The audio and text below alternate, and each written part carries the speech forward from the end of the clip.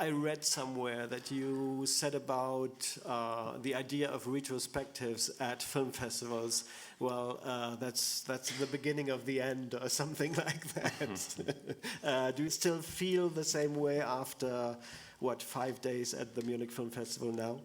Well, you certainly have the impression that there's more behind than there is ahead. So I guess there's some mixed feelings about that, but I have to say, especially looking around here, you know,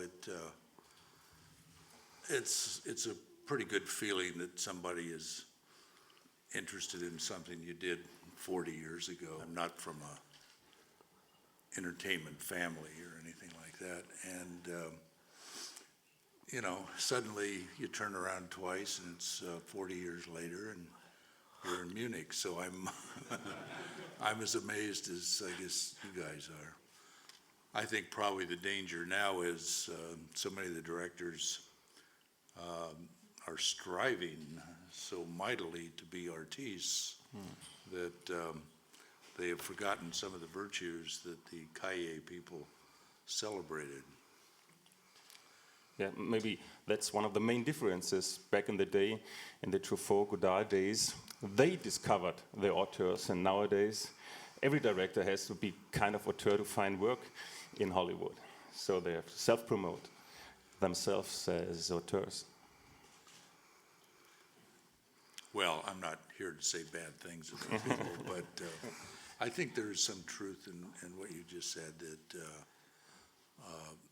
there has become a level of pretension in some of the, I mean, some of the work of the real masters of the American cinema from silent films on was, it was the unpretentious quality, it was the craftsmanship, the storytelling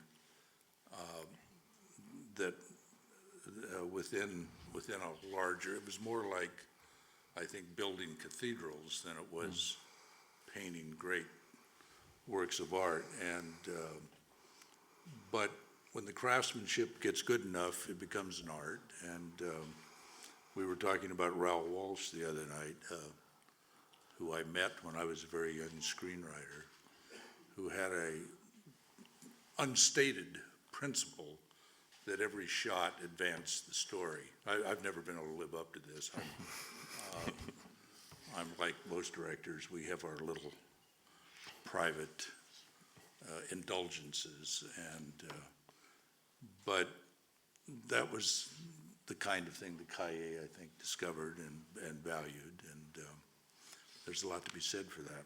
How did you begin? I don't think that you began as a screenwriter. So how did you discover cinema for yourself? And also, what role did cinema play in your youth, in your upbringing? When did it become a passion for you? In the town where I grew up, in our neighborhood theaters, and this is the time I was 7 or 8 years old on Saturday we would go to the First Run House and saw basically new movies that had just been made and were whatever had been booked.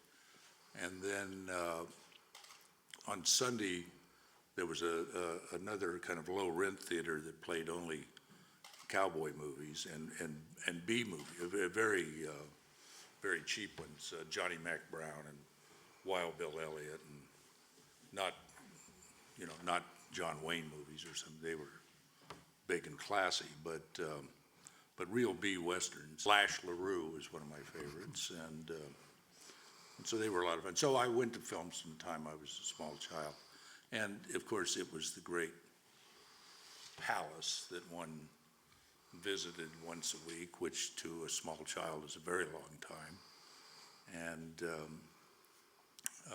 it, to me, was the form of entertainment. However, I never made any association that I could make a living at it, or a profession or anything like that. But when I got out of school, I failed my Army physical. I was supposed to go in the Army. I failed the physical. I had childhood asthma. And so suddenly I had to make a living. And I, through a series of accidents, started doing research for a documentary film outfit, and I started writing a bit for them, and all of a sudden, I knew that I vaguely wanted to be a writer. I knew that. And then it was the arrogance of youth. I read a couple of scripts. I was living up in Los Angeles now, and I thought, well, Christ, you know, I can do that. And so I began, but it took me 4 or 5 years of hanging around. I was devoted to my social life, and I was making a living working in production on film. So I wanted to learn, and I was an assistant director for a while, and I'd write at night. But I always thought of myself as a writer. And then suddenly even when I hadn't finished a script, which I couldn't finish, I kept starting scripts, and I'd never finished. And then, and I knew that they didn't buy unfinished scripts very often. So I figured I better get down to this after a while. Well, what have you thought of the Peckinpah adaptation of your Getaway script, which is, in my opinion, a kind of blueprint for much of the work you have done later on as a director yourself? The script? Yeah. Or the movie? No, I think the script. Are you saying I borrowed his? No. Or are you? The script. Well, well, I'll ask you the question. I wrote a movie for Sam Peckinpah, starred Steve McQueen and Ally McGraw. It was the biggest hit movie that Peckinpah ever had. It was one of the biggest hits that Steve McQueen ever had, one of the biggest hits that Ally McGraw ever had, and it got me way up, and I was then allowed to become a director. What do you think I think of? Your Getaway script was dedicated to the one and only Raoul Walsh. To bring up that name another time, you can't mention him enough. Playwrights and novelists were on the scale, you know, way up above film directors or something, and now, you know, there are very few novelists, for instance, that have a greater, I would say, artistic reputation. Well, you pick a name, but Roman Polanski or somebody. It's a very different world. The perception of film director now is quite different. And anyway, I dedicated the script to Raoul Walsh, and somebody said, well, what the hell? He isn't going to read it. Why don't you send it to him? So I found his address with the Directors Guild, and I sent him the script. He sent me a letter, but actually his wife wrote the letter. He was almost blind by then. He had almost no sight at all. And I went out and saw him, and he was living out in the country above Los Angeles. Have I lost the question? Where did I? What did you think about the adaptation? Yes, what was in the letter of the wives? That's what we want to know now. Oh, it was a very, you know, thanks for thinking of me, and the script's terrific, and it'll probably be a hit. And your friend Raoul, and then said kind of, he put his number, and he said, give me a call if you want to talk. And I'm sure you did. Oh, I did. And I went out, yeah, I thought. And I asked him for advice. I, you know, said, do you have advice if I get to be a director? And he said, yeah. He said, he was standing on his porch, and he was, as I think I said before, he was 99% blind. And he smoked a lot, and he smoked these big Pall Mall kind of cigarettes. But then he would occasionally roll he wore a cowboy hat, and he would roll cigarette. And to roll cigarettes is a task. You know, the cowboys worked for years on how you do this properly. And this is a blind man rolling occasionally roll one. And I remember him standing there on his porch, this punk screenwriter standing next to him, and he said, well, when you work with actors, he said, they're kind of touchy, and he said, let them pick their own hat. And I thought, what? Let them pick their own hat? This is the great advice. This is the advice of the great Raoul Walsh. And I thought about it later, and he was right. Hats are very personal. First of all, most of us don't wear them anymore, so they're very personal. If you're wearing one that you don't think you look right, you lose your confidence in yourself, which is disaster for an actor. And if you think you've got the right hat, you think you're terrific. And so it's good for the actors. And he said, I won't say exactly what he said, but he said, don't mess around with the leading lady. But he said, if you do, don't stop in the middle of the movie.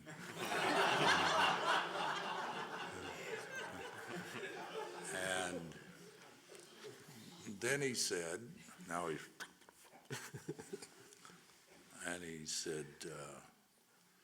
said, save your money.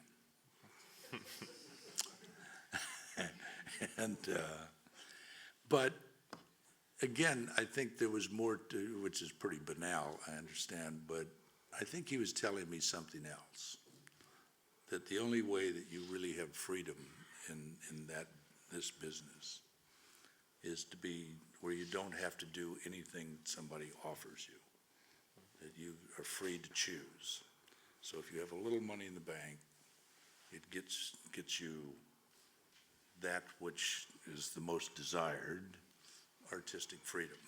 And we all start out, you'll take any job you can get. It's the way it is.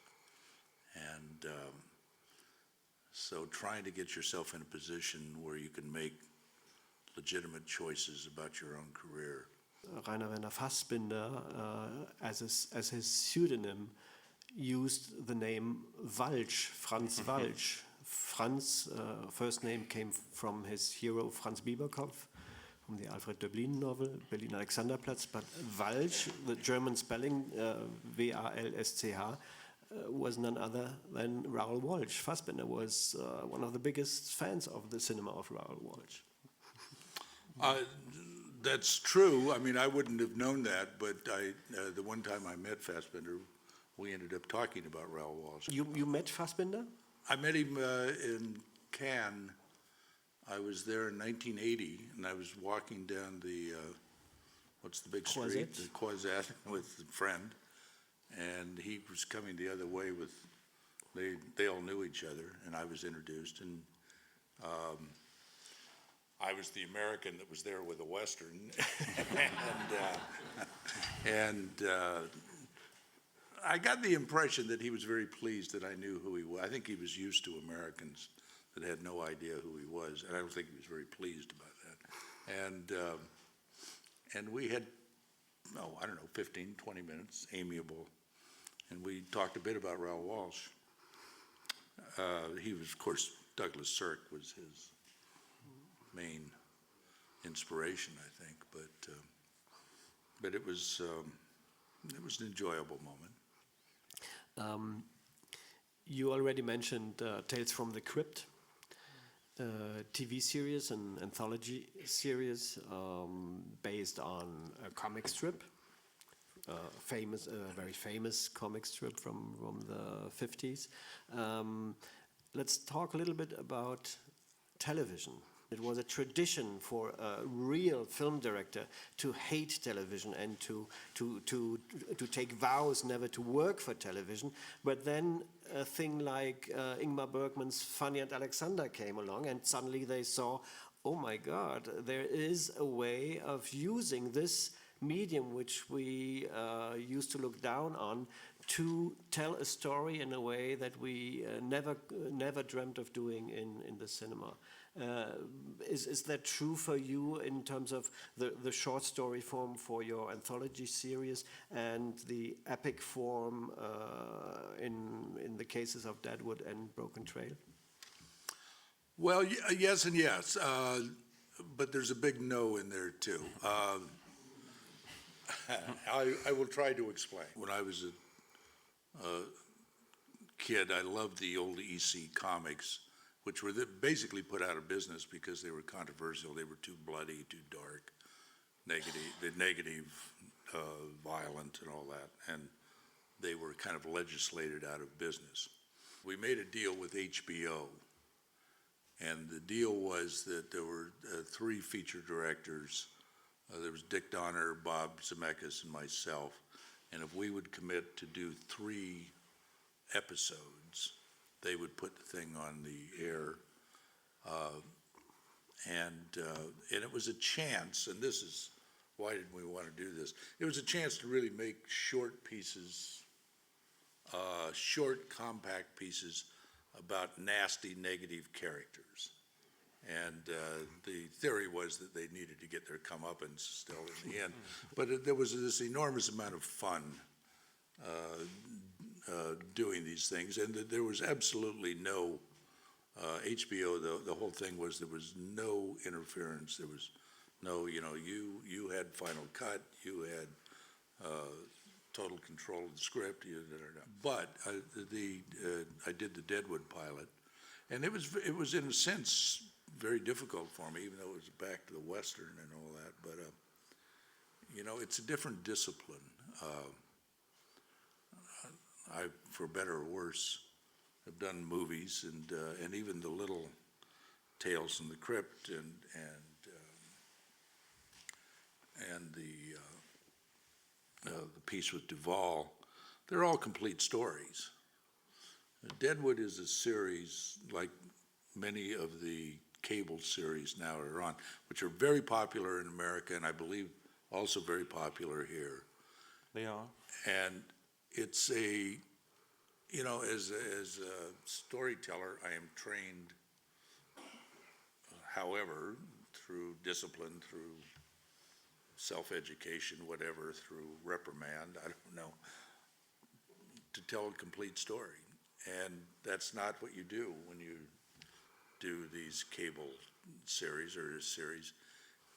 The entire process is to make interesting scenes and end up with one that encourages people to watch next week. I think it's a real challenge. There's more to directing than just camera stylistics. And ultimately, and this is a job for you guys, it's a real challenge to the theories of auteurship and all that, because the writer-producer becomes the more commanding storyteller in the cable series approach, which is very different than we've all been trained to think. Maybe let's talk a little bit about the concept of genre, because all of your movies are in a way genre pictures, but never in a straight way. They're always a little bit twisted. They play unconventional, don't play by the book. They also hybridize several genres. So what's your idea on that concept? I guess it must be important for you. Well, I think you just said it. I'm comfortable with genre films. I think audiences are. It's a dangerous thing, a genre film. What does that mean? It means we already know the story, doesn't it? Yeah. So now...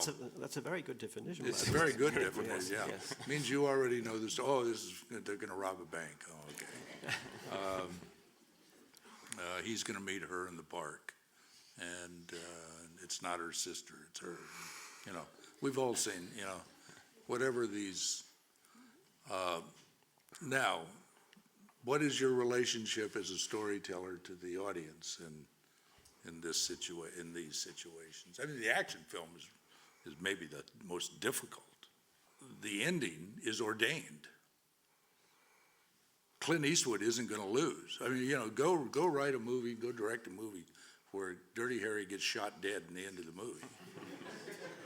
and see if you can even, don't go when the audience goes, because if they can find you, they'll hang you. We know that Eastwood will prevail.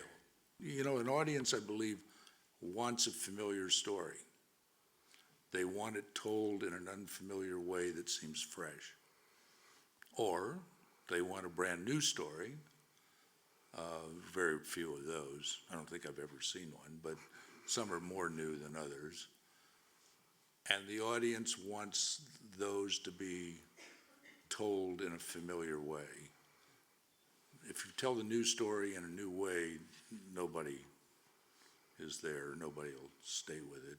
If you tell the old story in the old way, nobody will be there because they've already seen it, and why should they spend the money? So a lot of it is just common sense, I think, but at the time, films were in a kind of story crisis, I think. They are now too, but for different reasons.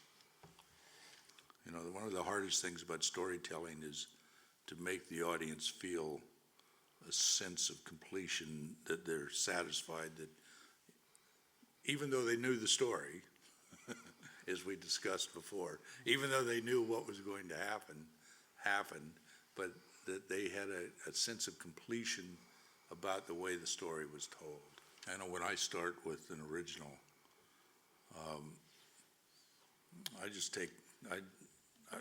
if I keep going on it, I just have one piece of paper where I put Act 1. I want to know that I have 3 acts, and I've got about 3 things that should happen in Act 1, about 5 things that should happen in Act 2, and about 2 things or 3 things that should happen in the 3rd act. And then you think about it, and if you feel you've got something, then you start to write, and then you kind of.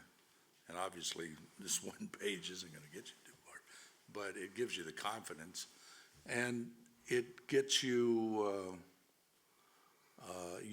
that there's something there that has some completion to it. One of the hardest things about storytelling is to make the audience feel a sense of completion, that they're satisfied, that even though they knew the story, as we discussed before, even though they knew what was going to happen, but that they had a sense of completion about the way the story was told. But again, I think you have to, the first audience is, Orson Welles once said this, I think it's a brilliant observation. The director, what a director is, more than anything else, is the first audience. He or she is the first audience. Do you make movies for yourself? Yeah, I do. I think so. I think it sounds selfish, and I'm thousands of miles from home, and I wouldn't admit it in Los Angeles, but I think I do, and I hope for the best. There's always that thing. What did you learn when this movie failed? I never learned anything, or this one succeeded. I never learned. I worked just as hard, and I hoped for the best.